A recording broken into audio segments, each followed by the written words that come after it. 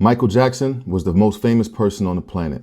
Millions loved him, millions watched him, millions talked about him. But have you ever stopped to ask yourself, what if the very thing that made him famous was slowly and surely destroying him? Today, we're looking at comments from Michael Jackson's former bodyguard as he gives us a rare glimpse of some of the heartbreaking things that led up to Michael Jackson's death. And in doing so, he actually gives us insight on just how stressful success can be, because sometimes fame isn't a blessing, it's a prison. And most times, the world never realizes it until it's too late. Walk with me, talk with me. Straight Lace Network. Dre Lloyd, what's up? Drama King is in the building. Real talk. You're not trying to be a part of the dumb shit. Real topic. Peace, what up, YouTube? Real time. Welcome to Straight Lace Network. How was Michael's relationship with Joe Jackson? They had a very interesting relationship, but I think it was more business. Recall the time he requested to see his son. I went inside to tell Mr. Jackson, your father's here and your father would like to see you. His first words was, does Joseph have an appointment? That was probably one of the hardest things I had to do, is to go tell somebody's father that you need an appointment to see your child. Who was the people that truly had love for Michael? It was mostly business. After the trial and after the accusations, it changed a lot within him. And I think he lost a lot of friends. I think a lot of people were stuck in between, did he or didn't he? So the level of trust people, it was hard to say. I can't say they were people, friends calling him. Not the ones that I see out here now talking about how much they loved him and that they idolized him. Peace. You are now tuned in to Straight Lace Network. I'm your host tonight, Dre Lloyd, New Face, New Jersey. And tonight we are actually talking about some of the things that led up to Michael Jackson's death.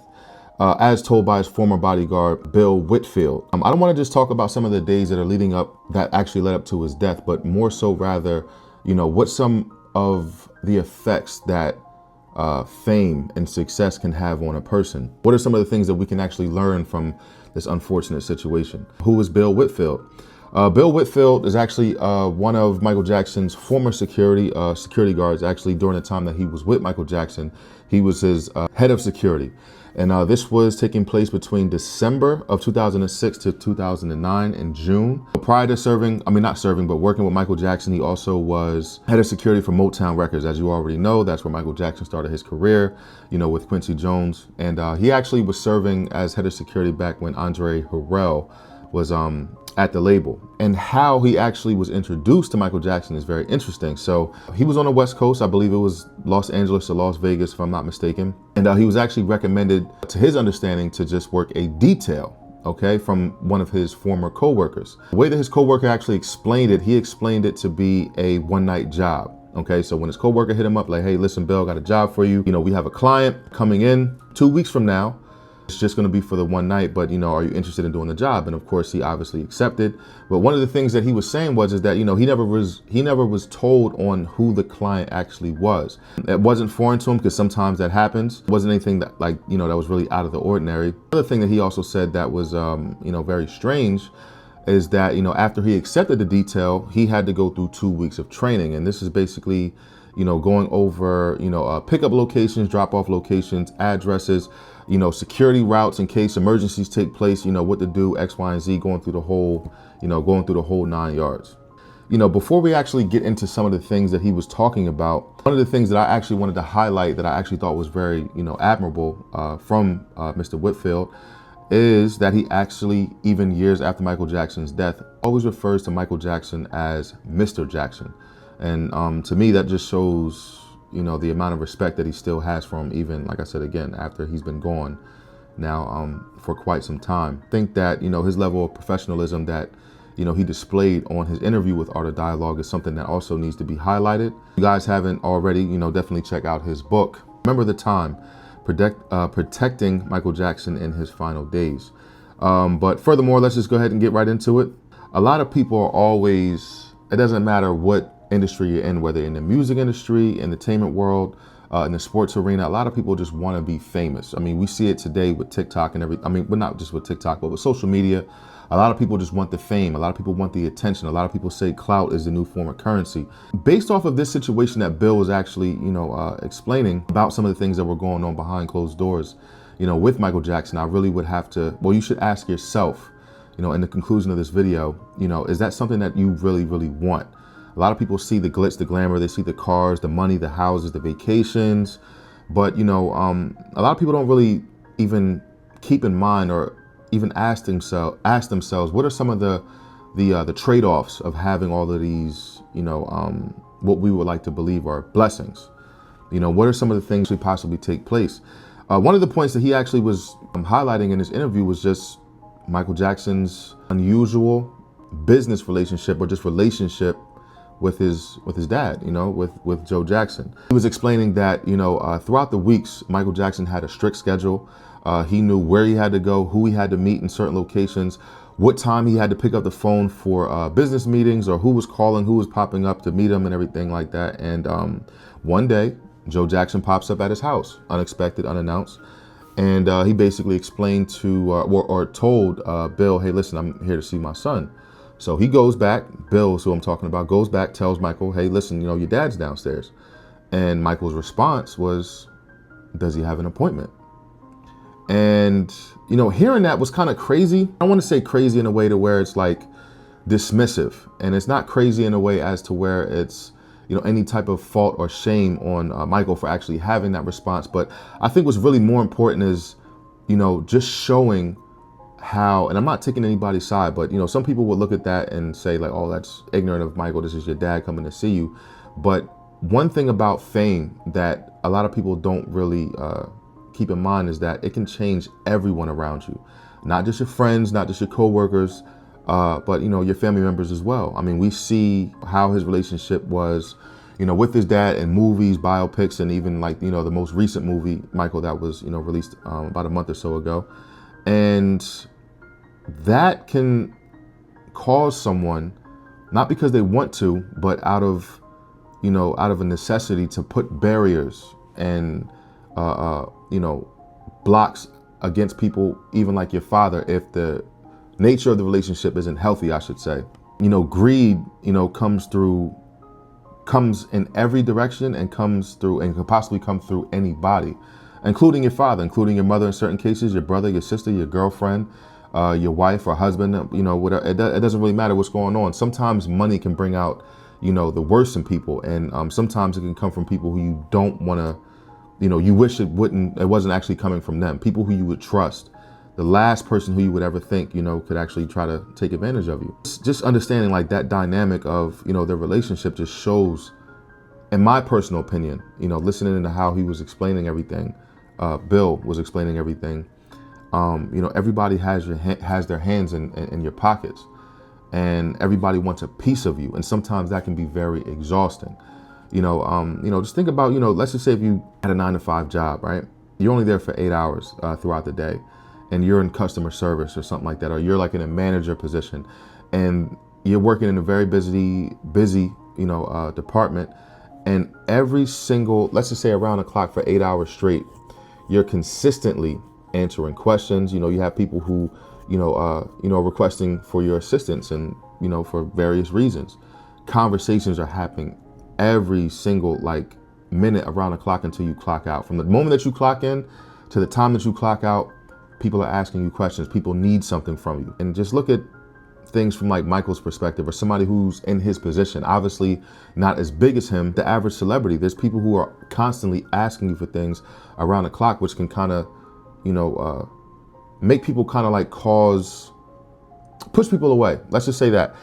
It causes people to push other people away, because we don't take in consideration that these celebrities are human beings like you and I. Even though you might look at that, one moment to get this person's autograph, to ask this person for a picture. Imagine how often that happens, throughout the day. Somebody can't, someone like Michael Jackson, you think about it, he can't do the normal things that me and you might take for granted. And that's just walking down the street, without thousands of people trying to, bum rush him and ask him for an autograph, or even try to, cause him harm. That also causes a level of paranoia that a lot of people we don't think about that stuff, because we're not dealing with those problems.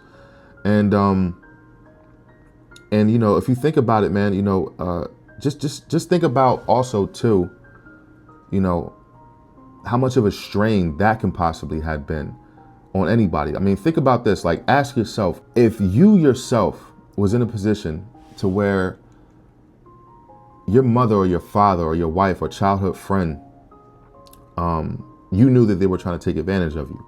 You knew that,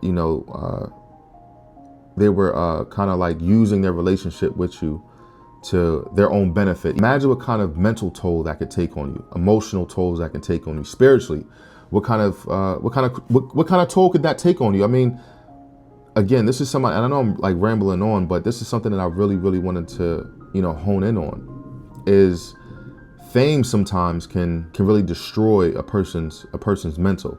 The fact that he had to have his father, make an appointment to see him, just shows like how serious and how sad and stressful being in a position like that can be. Because his mother didn't have to do that. He also pointed that out. Bill said that Michael's mother can come and go whenever it is that she wanted. She can call him, and sometimes she didn't even want to speak to Michael. She just wanted to say, hey, listen, I'm just checking in on him. How's he doing? Because the weight of the world, man, is just it can be heavy sometimes. Another point that Bill actually made, just to show the high level of harassment that was actually taking place, not by just Michael's friends and family, but also by people in the industry, in the business, I guess you could say. He was saying that it was so much greed and so many vultures that were around that people actually offered him $50,000, $10,000, $20,000 on multiple occasions just to try to persuade Michael into signing business documents that they wanted to conduct with Michael.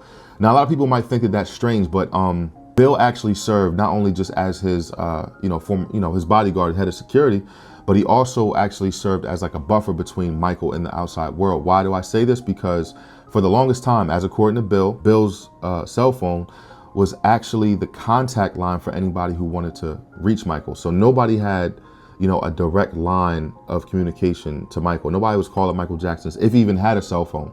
I mean, we saw that with, or we heard about that anyway with Kanye. Like, he didn't have a cell phone supposedly for some reason.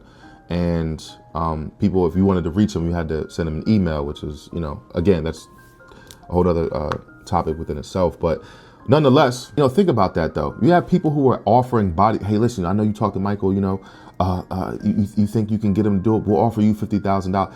Think about how desperate that is. Think about how, what type of mindset somebody has to be in to offer someone money to persuade someone in doing business with them. I mean, that within itself is crazy because, and that really kind of like brings me to my next point. I mean, the pressure. Just think about how much, not only just pressure, but how much, unenjoyable life can possibly be when your downtime or the downtime that you would actually want is being filled with scheduling. Okay, 5 o'clock, we have to meet this person. At 5:30, we have to pick up a call for this person. We have to fly. We have to drive to the airport so we can catch a flight at 7 o'clock. The flight might be like 4 or 5 hours. Even if you're flying across the world, might be 10 to 12 hours. You're landing, you're meeting somebody. As soon as you get off the plane, you're working literally around the clock. You don't even have a chance to really be in the house and just sit down and just, in the comfort of your own thoughts at this point. At this level of success, we're not talking about a B-list, C-list celebrity, even some of the A-list celebrities that you're talking about. Michael Jackson makes them look like a D-list celebrity. We're talking about the most famous person, even still to this day. He's getting more fame. He's been going for a long time. Okay. And he's consistently getting bigger and larger. Really, honestly, like every year, it seems like he's getting bigger, even though he hasn't been releasing music. But this is just how iconic, Michael is, as a figure. He's transcendent music, he's transcendent music. But, getting back to the point, the pressure, the expectations, the demands, the lack of privacy. I think that within itself is enough to drive a lot. I mean, we see people who are going through marriage breakups. People who are breaking up with their girlfriends and turning into alcoholics. You have people who, lost their job, the pressure of just, paying bills in the house. People lose it over things like that, and you're talking about someone who might have just lost the ability to just be a human being and lost the ability to actually, interact with people in a genuine way and not have to second guess on whether this person is coming around me because they want something from me. But these are the realities. Think about how lonely that, that can actually be for somebody. One of the reasons, I wanted to make this video is because I myself at one point in time, valued, I would say, the idea of being successful, how important it would for me to, I wanted to be famous. I wanted to be known. And I think that in retrospect, I would say that I didn't necessarily want to be famous. I wanted to be acknowledged, for my talents. When I was doing music, I definitely just wanted people to recognize what it is and appreciate what it is that I had to offer the rest of the world. But that's not necessarily the case for everybody. And I really just want everybody to ask yourself this question in the pursuit of what you think will make you happy. If you want to be a basketball player, if you want to be a football player, if you want to be a singer, a choreographer, a famous actor, a rapper, whatever it is, you want to be on the main stage, you want to be famous, you want everybody to know who you are, you want the women, you want the cars, you want the money, you want everything. But you have all these things, but what is that really going to cost you in the long run? Like, you have to really think about that. What is it really going to cost you in the long run? And once you actually get everything, let's just say you have the money, right? You want to be a millionaire. Okay, now you're a millionaire. Now the next goal is, I want $100 million. Like, you have to ask yourself, like, at what point in time will I actually be happy? What's actually making me happy? Do I want these things because someone else told me that this is what's going to make me happy? Or do I want these things because I, genuinely desire, to have these things for your own personal reasons? Like, the higher you climb, the less people that you can actually trust. So you have to ask yourself, is it really worth it? Once you get the money, once you get all the material things that you want, you have to constantly question if the people around you are actually around you for you or around you for what they can have or what they can get from you. That's something that, is enough to make everything that you have material wise, not even worth it anymore. You see people all the time who are taking their own life, who are strung out on drugs, who turn into alcoholics, and they have everything that the average person, they think that they would want. Oh man, if I had that, I wouldn't even be worried about, this. I wouldn't, why are these people, taking their own life? Why are these people turning to drugs? Why are these people seem to be crashing out, I guess, if you will, like online, like we see it with Britney Spears. The money, is not everything. The money's not everything. And I think that, it's definitely something that, we should all think about, when we're actually living these lives. I mean, when we're actually living our life, find happiness in the smallest of things. And, if you have a dream, go after it by all means, but make sure that it's your dream and not, you're not living the dream of someone else, and you're not living by a standard that somebody else set for you. So, final question, was Michael Jackson living a dream, or was he trapped inside a life that no longer belonged to him? Let me know in the comments. Let me know what you think. Do you think that, fame is something that's worth having or something that's worth actually chasing after in 2026? Or do you think it's something that is overrated? All right, so now we're about to wrap it up. But before we go, make sure you hit that like button, hit that subscribe button if you haven't done so already. Also, hit that notification bell so every time we release new material, you'll get notified on your phone or your laptop or whatever that we just dropped a new video. I'm definitely looking forward to hearing back from you guys. So definitely leave a comment in the comment section and give me your feedback. What do you think about fame? What do you think about the whole situation between Michael Jackson and what Bill Whitfield had to say about some of the things that were actually going on behind the scenes, things that we weren't actually privy to during the time when he was still around us?